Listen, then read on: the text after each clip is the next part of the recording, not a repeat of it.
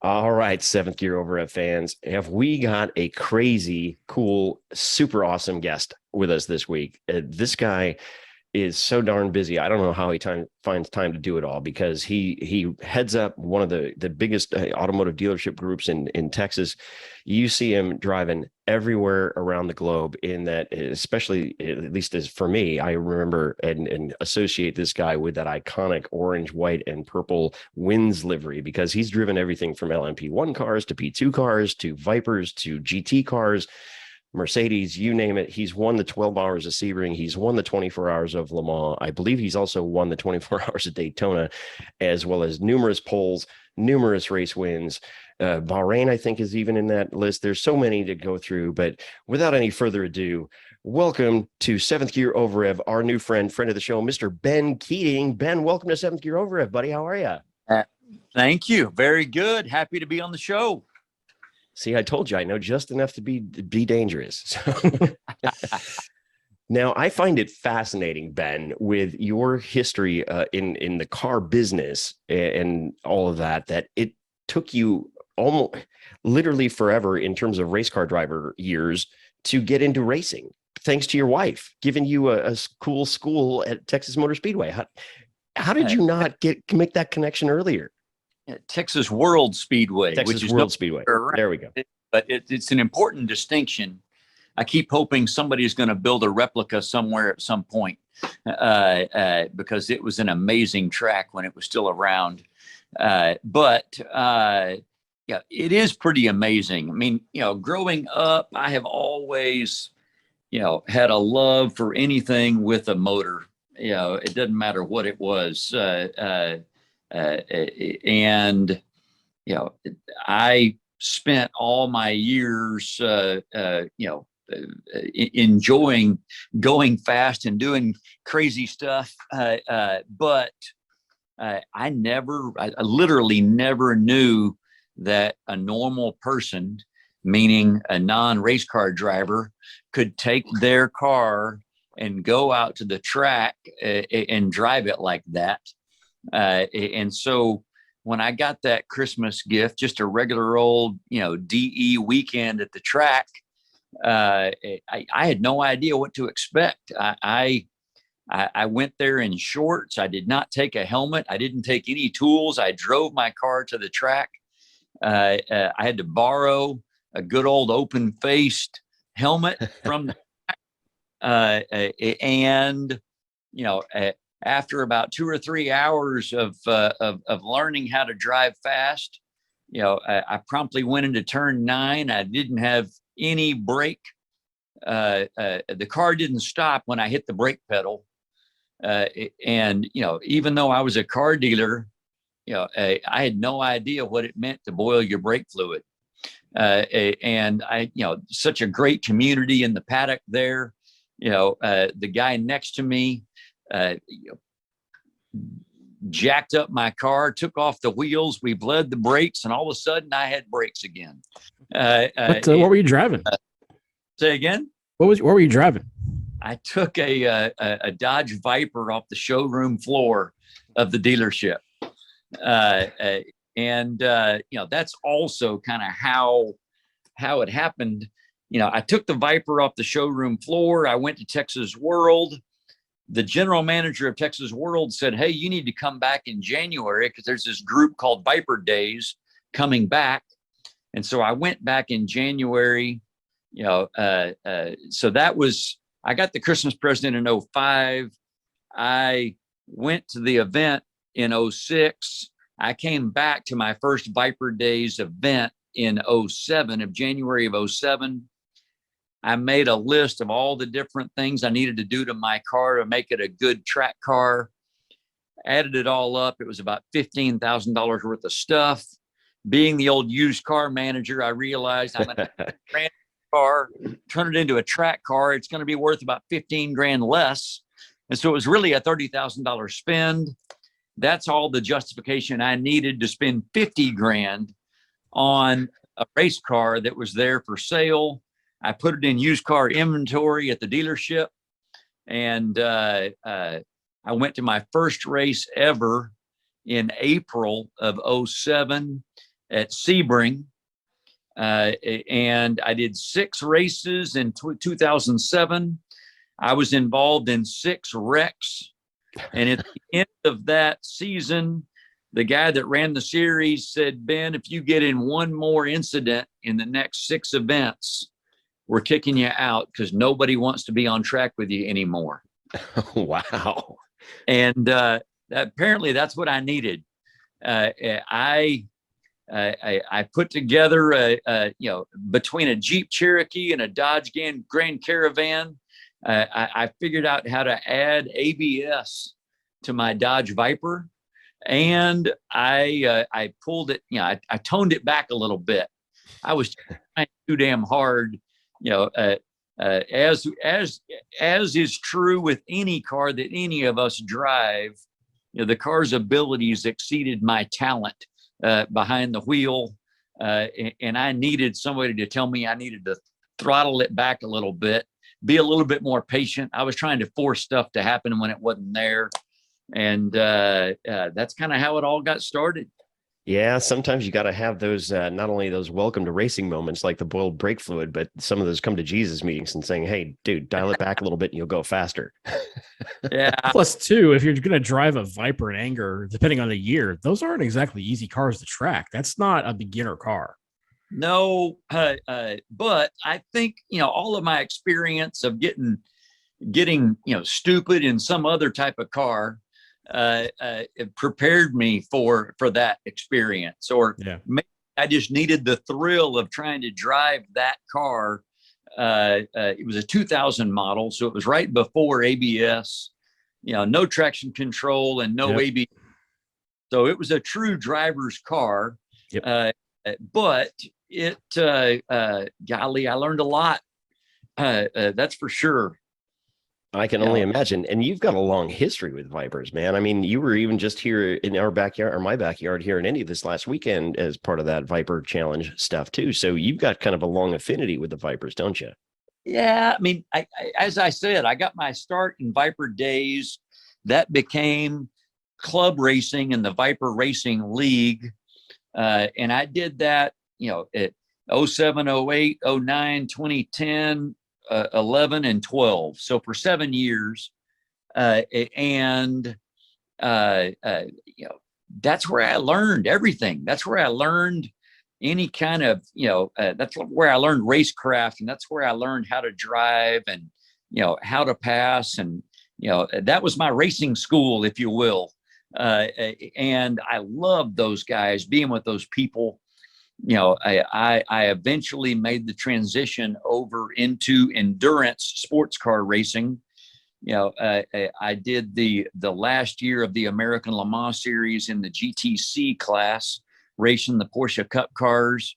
Then I transferred over into the Tudor United Sports Car Championship in the very beginning of that combination of IMSA and Grand Am. And I kind of was there ever since. And, kind of after 2012, 13, the Viper Racing League kind of disbanded and fell apart. But now, for the last few years, we've been getting together for a once a year reunion, which has been a whole lot of fun. And so, the GT3 Viper that I raced in IMSA in 14, 15, and 16, I still have the car that we won the Rolex 24 at Daytona in 2015. And I still like to take it out and drive it, but it's so much more car than all those old competition coupes or those street cars converted to race cars that those guys are driving, but it's still so much fun to go out there and run with those guys and just see them again. Right on. Right on. Yeah, I noticed that. In fact, isn't that Viper that you hung on to? Isn't that the one that's in your show, in one of your dealership showrooms? It is when I'm not. Yeah, there you go. So go ahead.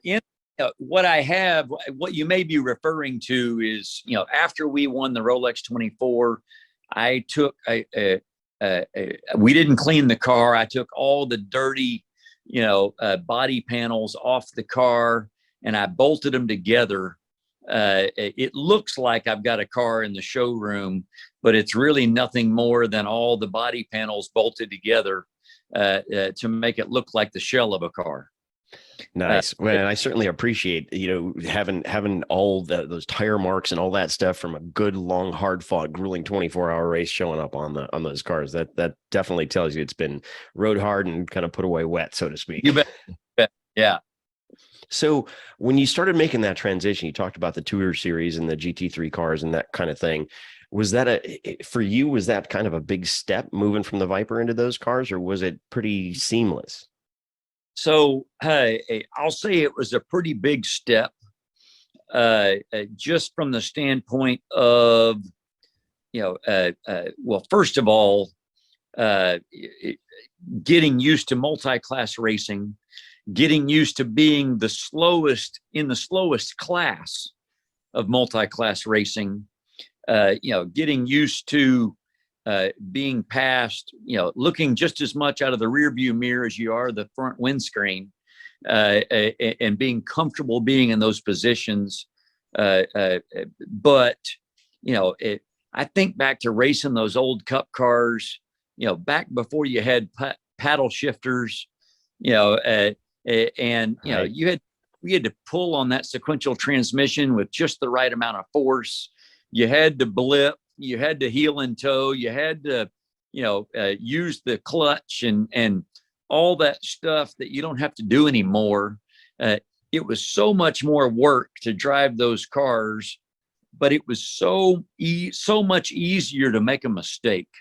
It was so much easier to break the transmission because you didn't do something right. It was a big step for me to be involved in a team where you have a group of people, not just the drivers on your team, but also the guys going over the wall.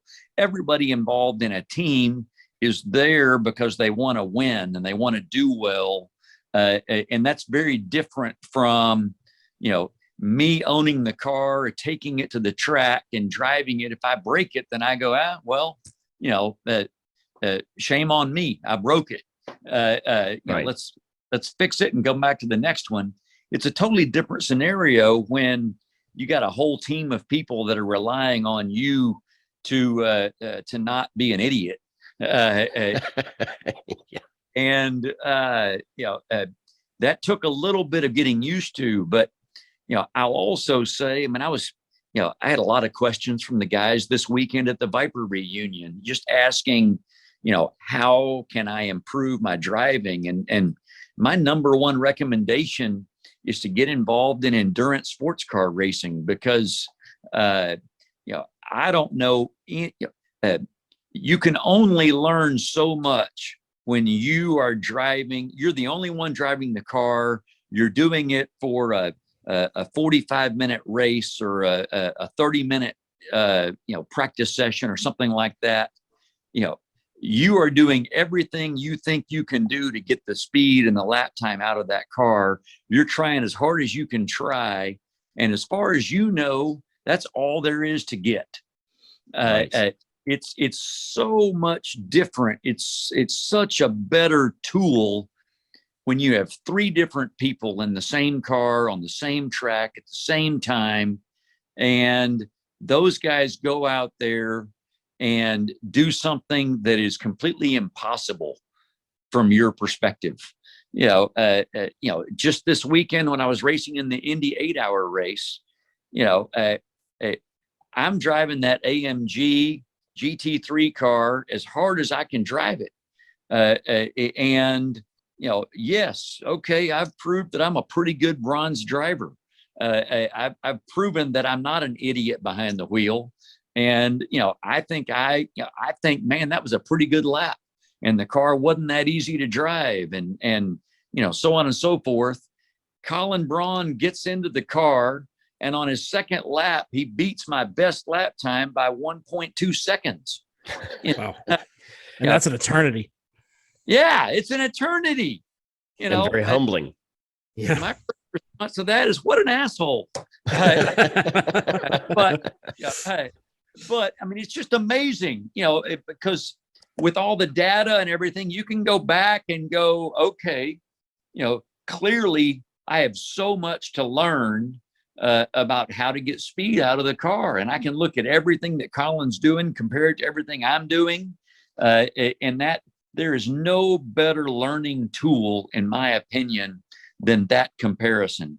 And, now that I've been doing, endurance sports car racing, both in IMSA and in the World Endurance Championship for, I guess, 8-9 years, I have really, that's where I have really gained a lot of knowledge or skill as I work through that with different drivers in different cars. I've really enjoyed the skills that you learn in that environment of these longer endurance races where you got multiple drivers in the car. Yeah. Well, and that's a great point, Ben. And I think too, talking about just that comparison with Colin and looking at the data and reviewing all that stuff. So my first question to that is, were you able to kind of close the gap of that 1.2 seconds to Colin a little bit after looking at the data and going back out there? No, that was during the race. Gotcha. So, we had a car spin in front of us and kind of, instead of standing on the brake and collecting herself, she let the car roll back across the track and took us out. So I didn't get back in the car. But the no, I would say,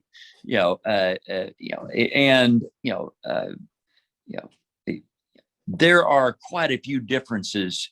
I'm still a right foot breaker. Colin is a left foot breaker. I'm not willing to change in my old age. And I still, I'm still able to do pretty well. I just don't trust myself with the calibration of the feel of my left foot. And a lot of it, in my opinion, is that of, really learning how to work the car, the whole platform or the grip, or the balance of the car between both pedals, of kind of dancing around the track, managing the grip with both pedals in a way that I am not capable of doing because I'm either on the throttle or the brake. I'm not on of them and not working them at the same time. Yeah, I'm with you. I'm still a right foot breaker myself.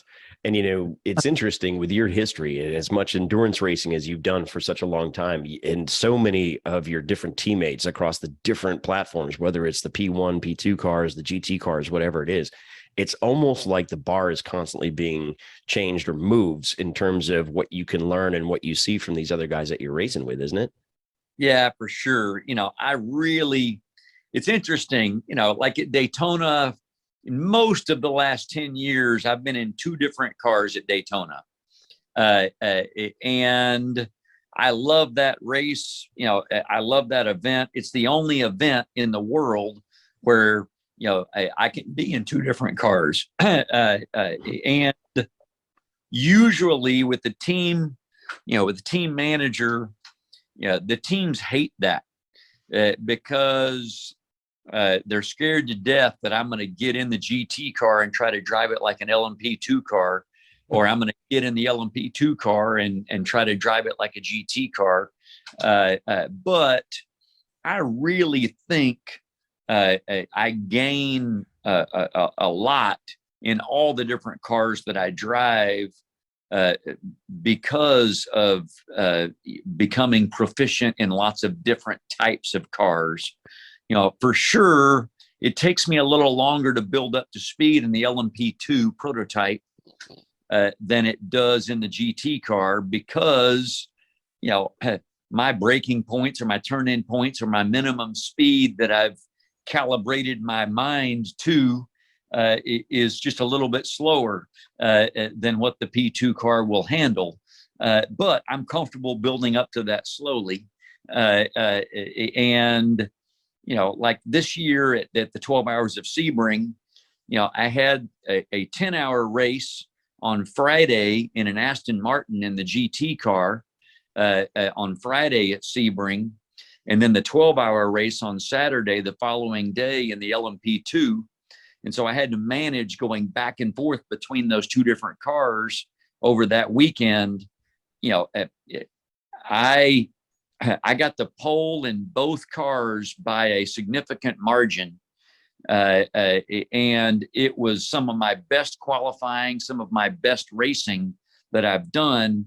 And I'm completely convinced it's because I spent so much time in the two different cars who make their lap time up differently. But I was able to, kind of learn how I could squeeze more lap time out of each different car by comparing the two of them. That's really fascinating. Go ahead, John. So I got a question. You've driven many different types of cars, both street and race car. When looking back on everything that you've been in, what car was just the most striking to you, or the most just sort of technically shocking to you when you started driving it? So that all, it changes over time, right? It's all based on a comparison to what you drove last. When I hopped into the GT3R Viper in 2014, having been driving a Comp Coupe Viper or a Porsche Cup car, that was the most ridiculous machine I'd ever seen in my life. But what's interesting is that, when we started in 2014 with that GT3 car of the Viper, we had the most down of any car in the class. And we really struggled for top speed because we had so much downforce. The last year of that car was 2016, only, 2 years later. In 2016, we had the least amount of downforce in the entire class of all the GT3 cars. And the only thing we had in our bag was top speed. And so during that time period, when all these manufacturers were building these GT3 cars, all the manufacturers were realizing that if you pile on all this downforce, then the series are each going to give you enough power to be able to push it through their balance of performance tables. And it's going to be easier to drive for the amateurs. And so they all just poured on a ton of downforce. And so the class always kind of changes. For me, I am a car dealer. I've got 28 stores in Texas. I represent 19 different brands, but I am a third generation Ford dealer. To be the only privateer that ever raced the new generation Ford GT in any race, but significantly, it was in the 24 Hours of Le Mans, and to win that race was, beyond anything else I'd ever done at the time. And I will say that car is a really special car, both emotionally, the connection that I have through my personal history, sure, but also technologically. The car was so good that by the time I got to race it in the GT-AM class at Le Mans, it had way too much weight in it, and we had almost no power. I think we could have had a turbo line, blow off the car, and we wouldn't have noticed. Yeah, they had pulled it back so far to give all the other to make all the other cars competitive, that it was really difficult to make up the lap time. So after that, I get to go out and, take out all the weight, turn up the power on the car and drive it the way it was designed. And it's an outrageously, it's just an outrageous car. It's very special. I could say the same thing about the AMG that I drove. I still think personally, I think the AMG is the very best GT3 car out there built. And the reason I say that is because if you look at any BOP table, the AMG is almost always the heaviest, and it's got the least amount of air for making power. And I think it pretty well tells you that it's an extremely well-designed car. I happen to be the only person who has ever raced a Riley Multimatic LMP2 at Le Mans. And that was the first year of this new generation. I think that was 2017. It was the first year of the new generation of LMP2s. And, at that point in time, the Orica 07 LMP2 was, here, Dallara, Ligier, Riley, and Multimatic and Orica had all designed the very best race car they could come up with. The Orica was so far ahead of everybody else that now almost, it's almost a spec class. In IMSA, it is a spec class. Everybody's in an Orica because you have to be, otherwise you're not competitive. And, to me, again, that just speaks to how incredible that car has been designed. But, it's also always being advanced. I got in the Viper last weekend, and now you feel like you're driving an 80s, hot rod. Sure. The steering wheel is small. There aren't very many buttons on the steering wheel. It really feels old school now, and it hadn't been that long ago. Maybe you could That's kind of true. settle a debate between some of my friends and I, kind of hitting back on the Ford GT. Should Ford have put a V8 in that, or was the turbo V6 the way to go? Okay, so it all depends on what you're looking for. Sure. In a race car, you want lightweight, Yep. and you want lots of torque. Right. Absolutely, the best way to get the lightest weight and the most torque was to do the EcoBoost engine. They tested it out for a couple of years in the Ganassi, Daytona prototype. Right. I was just going to say that. They knew they could do it, and it was a great race engine. Now, having said that, as a driver, I greatly prefer the 06 Ford GT that's got the supercharged 5.4 liter V8, because you can hear the whine of the supercharger. You got the big gurgling V8 with a decent cam in it. When you rev it up, it just sounds gorgeous. Yes. Agreed. So as a driver, I love the sound and the feel, the experience of driving the 06. Gotcha. As a racer, as far as pure performance on the racetrack, the EcoBoost was the best solution for sure. That makes sense. Makes sense. Interesting.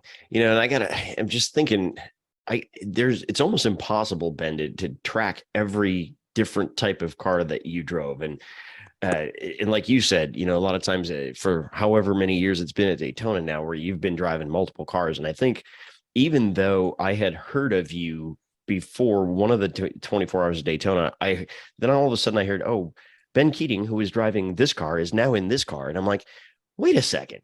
I'm like, how is this guy jumping into so many dang cars? So my question for you, Ben, is with everything that you drive in multiple classes, multiple cars, what is the most number of cars across any of the different series that you've driven in a single season?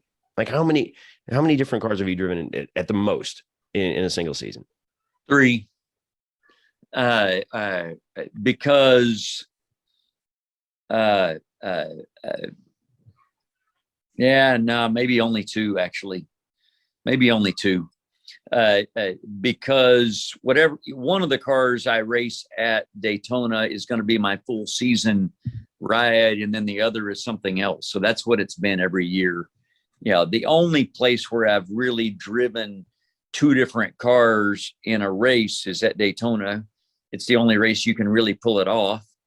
But other than that, so I've driven different cars in different series, but in one series, it would only be two different cars. But, I've done Le Mans 8 times now in 7 different cars.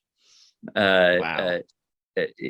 I did it in the Viper in 2015. I was in LMP2s, different ones in 16 and 17. Got third place in GTM and a Ferrari in 18. We won in the Ford GT in 19. On Monday after the race, we were disqualified. And then in 2020, I was in a Porsche RSR. Then been in the Aston Martin for the last 2 years. I can. You asked specifically about race cars. Also one of the significant racing events for my life. Every bronze old car guy dream is to be in the biggest race in the world and have it be on your shoulders to win it and be able to pull it off. And so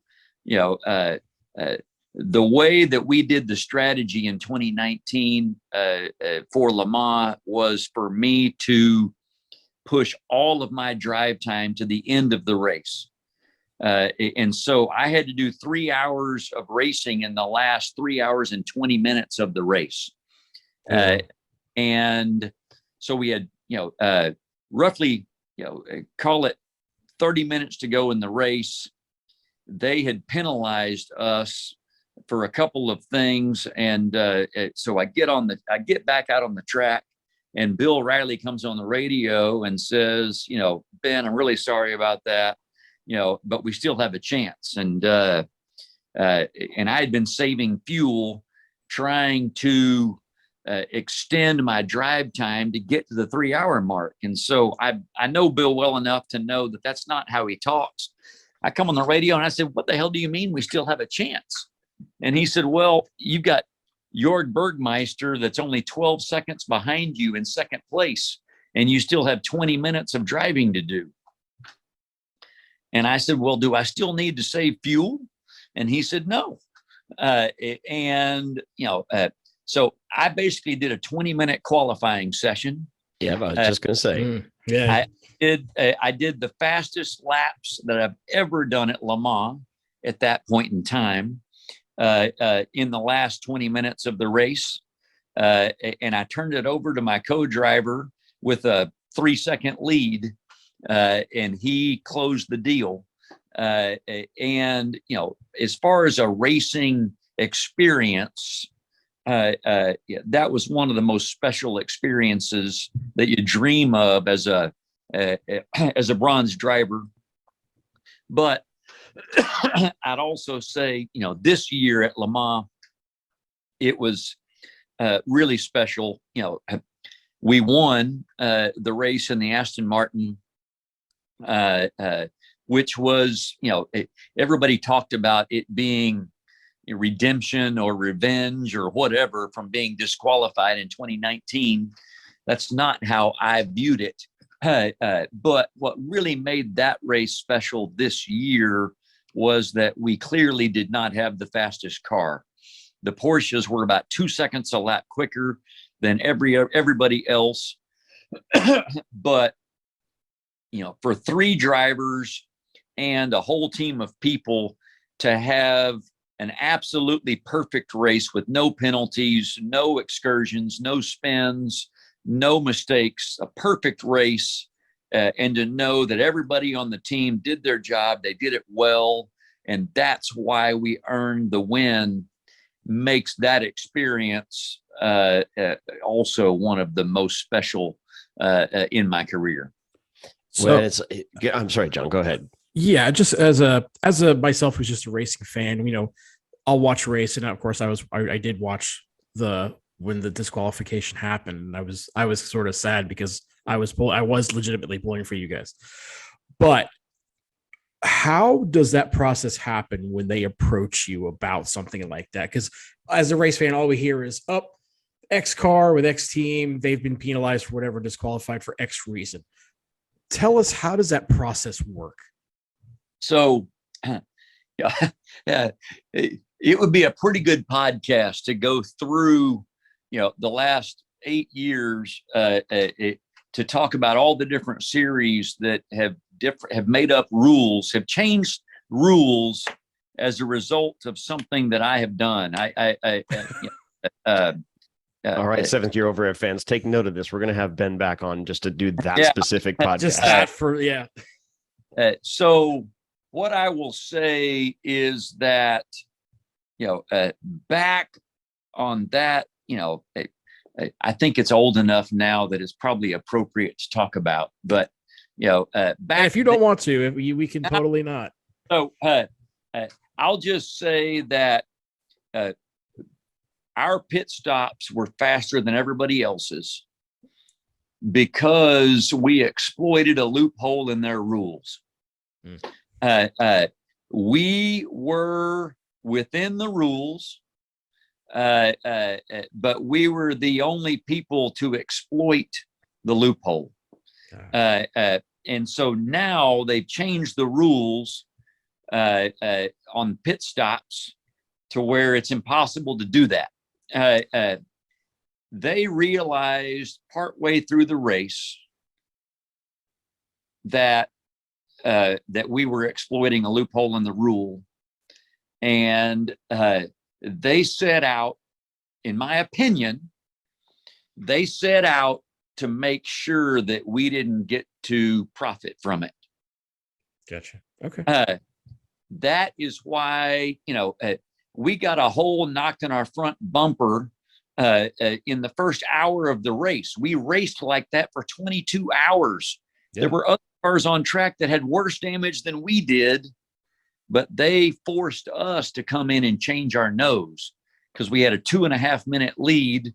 And anyway, they were very intent on making our life difficult. They were also very intent on completely dissecting our fuel system because they wanted to figure out what in the hell was going on with our pit stops. Sure. Sounds like an old Roger Penske style move. Yeah. And so what I'll say is that the team is responsible for determining, we were given 96 liters in capacity in the fuel cell. The team is responsible for making sure that the fuel cell doesn't have any more capacity than 96 liters. And we do that by putting these little plastic blocks inside the fuel cell to take up the volume on the inside so that you can only put in 96 liters. That's the team's responsibility. We were not fast compared to the other cars.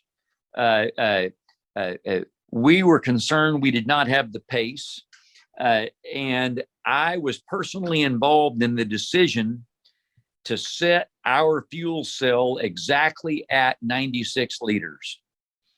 I was, it was easy for me to stomach because I was involved in that decision. What happened during the race is, so most people may not know, but a fuel cell is a metal box with a thick rubber bladder on the inside of it, so that if a car gets into a wreck, you don't have fuel that spilled everywhere.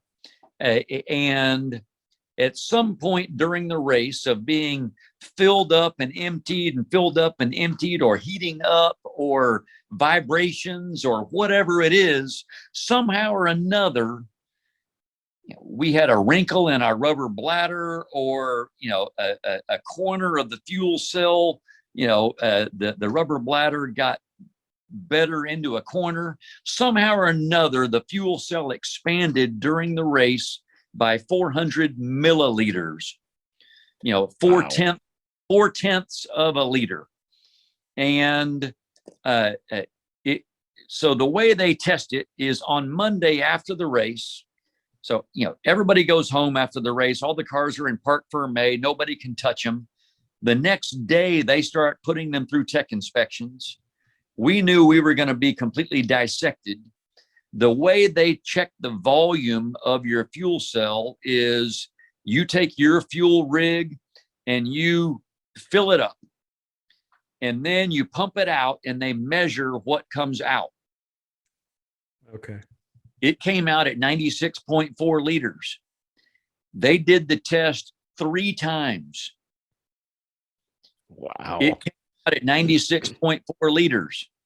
And it clearly says in the rule book that they give you 1/10 of a liter leeway. They give you 100 milliliters leeway. If you're over 100 milliliters above capacity, then you're disqualified. That's clearly what it says in the rule book. And it read that before we started the race. And so, yes, I do believe there was a witch hunt. I do believe they were going to dissect the car and find something. However, we made it really, really easy on them. The first thing they checked was the capacity. We were at 96.4. Bingo. That's disqualifications, no questions asked. And so I can't blame them. I can't complain to them.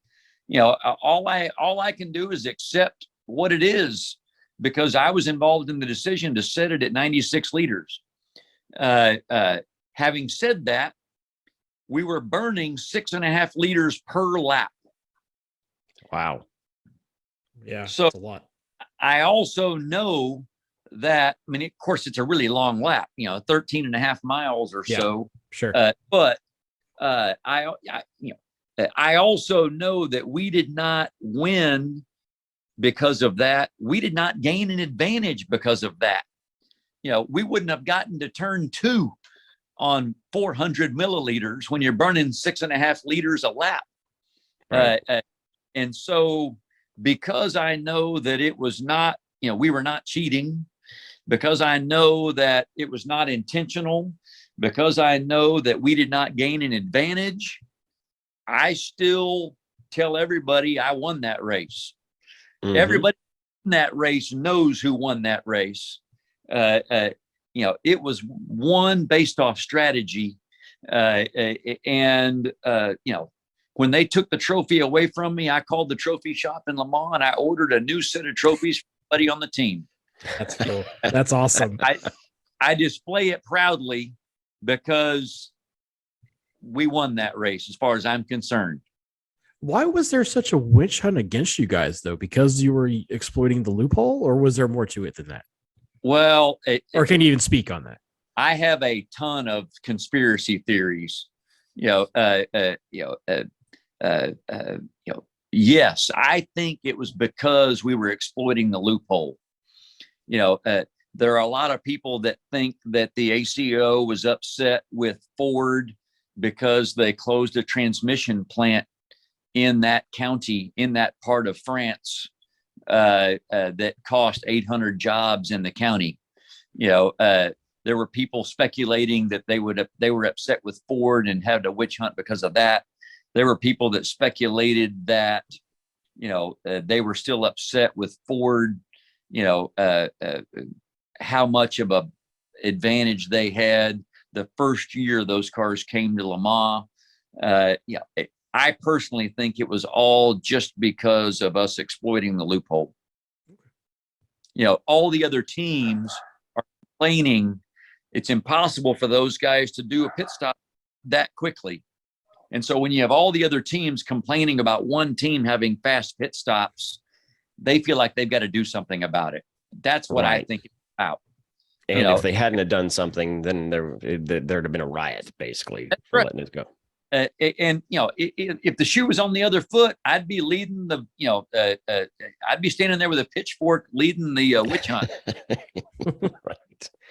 So you talked a little bit about some of the most special moments in your racing career, Ben. What would you say is at least in terms of now, because much like the cars, it always changes based on different things that you drive and different experiences. But what would you put right at the top of your list in terms of the most special, whether it's a win or a pole or an incredible race you guys had? This year at Le Mans, that's what I already described it. This year at Le Mans was super, super special. What I love, a big difference between IMSA racing and world endurance racing. Both the classes that I run in require 1 bronze, 1 silver, and 1 pro. I'm assuming the listeners understand that every driver has a driver rating. Mm-hmm. But the classes I'm in require 1 bronze, 1 silver, 1 pro, which either gold or platinum. In IMSA, to a certain extent, because of the safety car rules, they don't do a full course yellow. Anytime there's any kind of an incident on track, they do a safety car. They bunch everybody up again. Anytime that I gain, if I've got a half a lap lead on the field in the LMP2 class, then I lose that advantage. If I'm half a lap behind the field, then I gain what I've lost.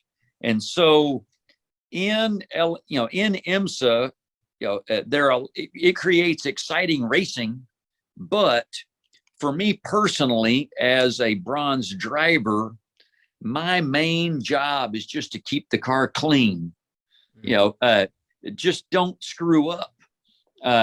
Which is, it's fun to be fast. It's fun to be on the pole. It's fun to have the lead, but I don't feel like the race finish depends on me other than keeping the car in clean, perfect shape. In the World Endurance Championship, which is, Le Mans is one of the WEC races, over there, you very rarely have a safety car. If there's an incident, then they go full course yellow.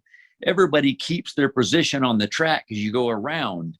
So if I'm able to get a 10-second lead or a 20-second lead in a race when I'm out there driving compared to the other bronze drivers in the class, in most cases, I think I get to keep that. I get to contribute that to the team.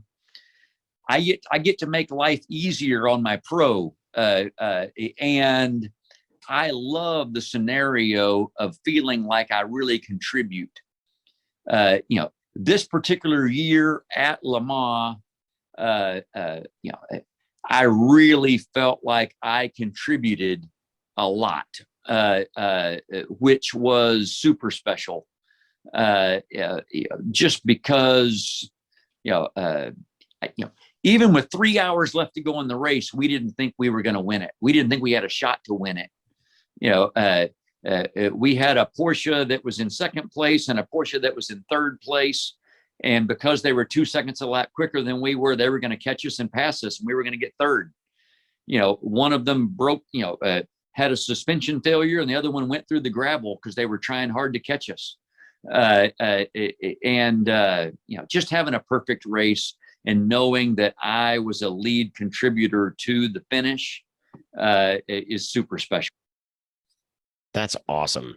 That's super cool, amazing. Ben. It's got to be an amazing feeling for sure. And, that kind of begets another question too, Ben, because you've driven with some of the world's best in terms of your teammates. So who would you rank at the top of your co-driver list of everybody that you've driven with? So, my number one deal is I'm doing this for fun. This is not work. I don't own any team. I don't own the team. I don't own the car. I don't manage any people. As soon as I start doing any of that, it becomes work. And I work really hard to make sure that this is not work. This is fun. And if it's going to be fun, then I need to be with a group of people that I enjoy being with. That's rule number one. And, I was with Jerome Bleekemolen for 7 years. I just love that dude. He's so good. He's so smart behind the wheel. I've never met anybody that's better at determining race strategy while you're driving the car. It's unbelievable what he's capable of figuring out while he's racing. I was teammates with Felipe Fraga for a couple of years. Just an unbelievable guy. I love him. I'm still great friends with all these guys. This year in the Aston, I'm with Marco Sorensen, I've